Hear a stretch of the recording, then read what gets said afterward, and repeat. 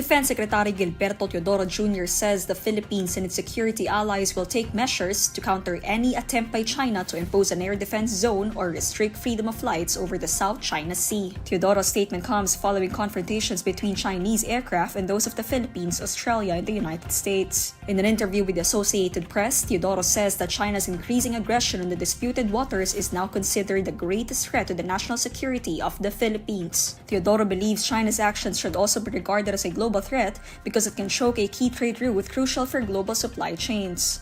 There was no immediate reaction from Chinese officials. Confrontations over the strategic waterway, which Beijing claims almost in its entirety, have spiked between Chinese and Philippine Coast Guard and Navy forces in the last 2 years. According to Teodoro, defense officials have discussed the possibility of China imposing a so-called Air Defense Identification Zone or any exclusion zone to restrict foreign aircraft movement in what Beijing regards as its airspace over the South China Sea. Teodoro says the country will take a combination of measures singularly and with like-minded nations to counteract any such action by China. Teodoro also says blocks of security alliances among Asian and Western countries, including the Philippines, United States, Japan, and Australia, have emerged and could band together in a broader coalition in the future against China's aggression. According to Teodoro, China's own behavior is the best motive for like-minded countries to band together because China's actions is entirely unacceptable to a majority of the countries in the Indo-Pacific. President Bongbong Marcos describes his 12-man senatorial slate, also known as Alianza para sa Bagong Pilipinas, as a dream team. During the group's campaign rally in Camarines Sur on Friday, March 7, Marcos says it is easy for him to present and endorse all his candidates because they are decent. Napakadali para sa akin upang iharap sa inyo ang ating mga kandidato para sa Senado. Bakit po? Dahil po, tignan naman ninyo ang naka-line up ng alyansa para sa Senado, kung iisa-isahin po natin, bawat isa, narinig niyo po silang magsalita. Narinig niyo po sila na kung ano ang kanilang nagawa, narinig niyo po kung ano ang kanilang mga pinaplano kapag sila ay naluklok sa mataas na office ng Senate. Marcos then described his senatorial slate as the dream team. Madali sabihin, di kalidad po itong ating mga kandidato. Pag pinagsama mo, halos ito na yung dream team. Kung tatawagin para sa politika, ito na yung dream team para sa Senado. Marcos also says he will be the luckiest president if his Senate slate will all win in the upcoming midterm polls. The national and local elections will take place on May 12, 2025. Former Commission on Elections Chairman Christian Monsod says the Senate session break is not an excuse to delay the impeachment trial of Vice President Sara Duterte. Duterte was impeached by the House of Representatives last February 5 for violating the 1987 Constitution, graft and corruption, alleged misuse of confidential funds, and betrayal of public trust. The impeachment complaint reached the Senate on the same day, but the upper chamber adjourned its session without discussing the articles of impeachment. Citing Article 11, Section 3 of the 1987 Constitution, Monsod says the trial by the Senate shall forthwith proceed once it receives the verified impeachment complaints. Monsod then points out the definition of forthwith in the dictionary, which says immediately.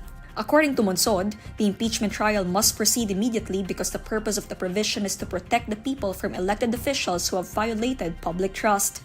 Monsod also says that an impeachment should not be treated as a legislative task but as a special task.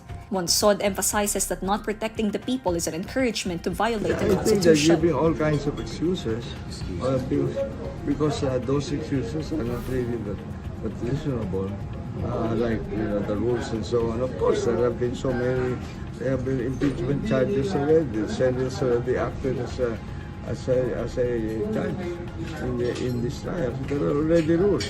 They just have to clean it up if they want or amend. That should not take 1 month. Senate President Chis Escudero previously said that no impeachment trial will be conducted during the Congress's break because the impeachment court was not convened. Escudero previously noted that for an impeachment court to be convened, there needs to be an ongoing session in the Senate. Escudero proposed for the impeachment trial to begin on July 30, 2025. Senatorial candidate Camille Villar says it is the choice of the public on who to elect as country's leaders. In an interview on Friday, March 7, Villar was asked on the issue about her family being tagged as political dynasty. Villar says, we've already addressed that because the question is often asked with the boss, and the answer is that all the candidates naman that were put in a position are elected. So it's which was. Prior to her statement, her mother, Senator Cynthia Villar, previously said that she sees nothing wrong with a political dynasty working hard and serving the people well. Earlier, Senator Villar was also asked if she considered her family a political dynasty, to which she answered that they are a good dynasty. Camille's father, Manny Villar, served as Speaker of the House of Representatives before he was elected senator in 2001. Camille's brother, Mark, is also an incumbent senator. In line with the celebration of International Women's Day, women passengers can avail of free rides on MRT3 and LRT2 on Saturday, March 8.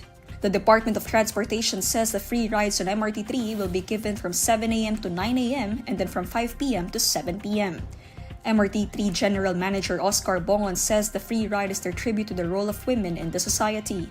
Meanwhile, the Light Rail Transit Authority likewise announces that they will offer free rides to women passengers on Saturday from 7 a.m. to 9 a.m. and on 5 p.m. to 7 p.m. The Philippine Coast Guard also announces free bus rides for female passengers at the Parañaque Integrated Terminal Exchange bound for Cubao on March 11, 1895.